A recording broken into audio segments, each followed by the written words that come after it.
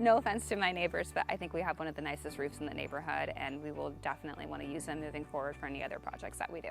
My name is Camila Sacco, and I live in Kingston, New Hampshire. Our roof was in desperate need to be repaired. I had about 10 to 12 different roofing companies that came out. We really narrowed down our search to the people that we thought was going to do the best job, but also was going to give us the best quote for our budget, and we were going to be happy to work with. We ended up going with Refined Home Services because they truly just knocked their quote out of the park. Dave, who we worked with, was absolutely fabulous.